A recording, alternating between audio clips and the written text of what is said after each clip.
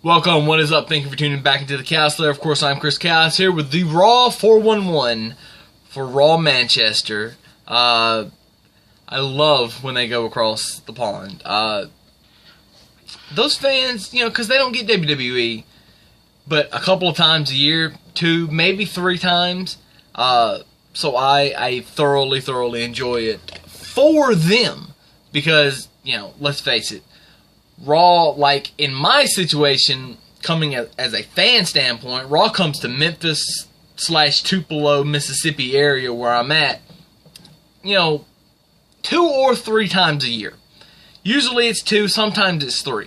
So I get it, and they usually hit up everywhere because they're touring all the time, but they don't hardly, you can't just take a week and go across seas. That's why these European tours are 2 weeks long. 2-ish weeks long. Raw tonight, look. Overall, it was a good show. Couple of things I would have done differently. I'll get to that. Miz TV, the shootish promo on Baron Corbin is very good. We need more of that, especially next week on the Go Home show. Everybody needs to shift all of their focus to Survivor Series and stop anything that's what they're doing, on the shows. Any feuds on Raw, any feuds on SmackDown, they need to stop until after Survivor Series. Which is going to be kind of hard. It's kind of tricky to do it that way, but, WWE has 30 writers. They should be able to come up with something. Kurt Angle, the whole thing with him and Miz, it has to be building to a match between the two, and it has to be at WrestleMania. I see no other place that this is going to happen, although, who knows how things are going to go. That's the key place, I think, to have it, but, we're getting all these WrestleMania-type matches way before WrestleMania this year, so I don't doubt that Kurt Angle versus The Miz happens at like the December pay-per-view. Let's just see how it goes. The Guitar on the Pole match, I love the gimmicky matches like this. I just wish it would have had a week to build because this was announced, I think, on Thursday or Friday, something like that. So I hate that there wasn't the time to really build it. One show would have been plenty. Jason Jordan wins. I don't know if the guitar was gimmicked. Elias took it on the back, which was a lot safer, and Jordan swung like a damn baseball player. It was awesome when it exploded, but I want safety. That's what I want. So, and I don't know if the strings were real strings because he never played the guitar. It was already hanging. So who knows?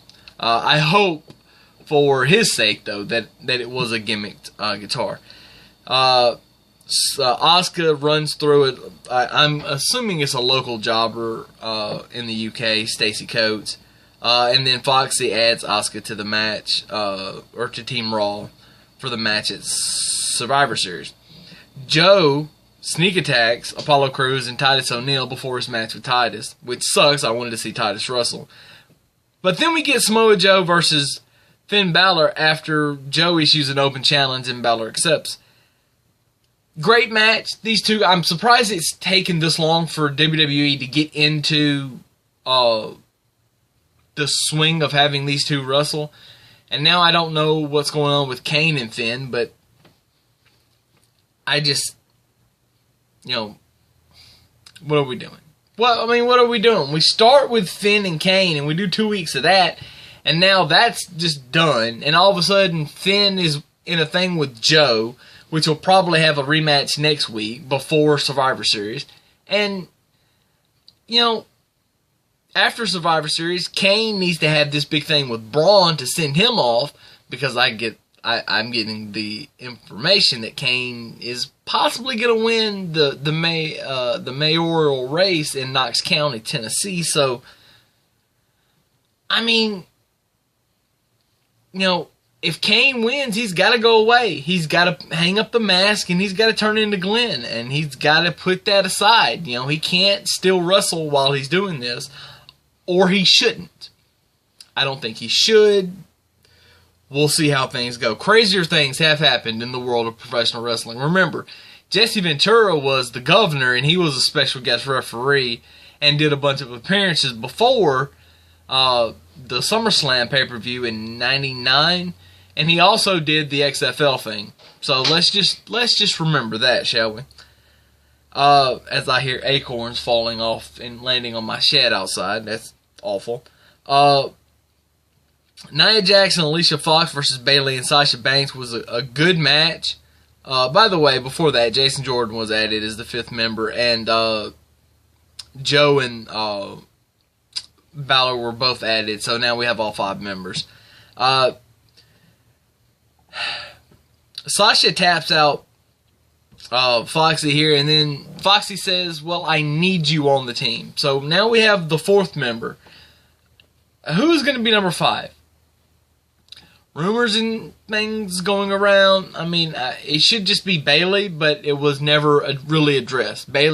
Sasha gets put in, and Bayley's like, well, what the hell, man? What about me? Am I chopped liver? I helped this team win. I mean, anyway.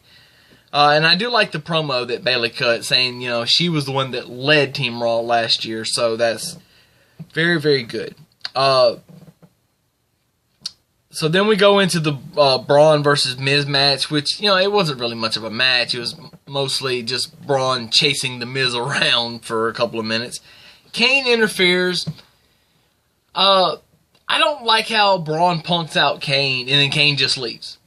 Like, it was stupid. Braun gives him the running power slam and then clotheslines him over the top rope after Kane sits up and then stands up.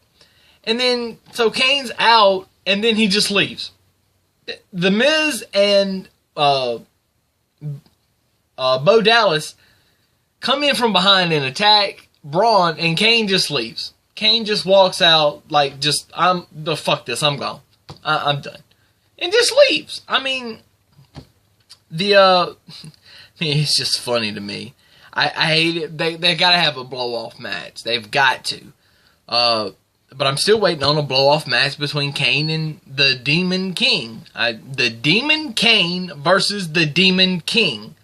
It writes itself. Enzo talks and Kalisto jumps around, and then Kurt Angle brings out Pete Dunne. Now, this is where they fucked up. Because they should have had Kurt Angle's music hit, and then announced Pete Dunne, and then had his music play. Instead, you have the graphic telling you what's about to happen, and as his music is playing, and then Kurt Angle comes out, the music is still playing, and then they announce that Pete Dunne's coming. I mean, why do you need Kurt Angle? In that situation, Pete's already announced. Let Pete come all the way to the ring, and then Kurt Angle can come out and say, hey, by the way, this is your match. Ring the bell. That covers it.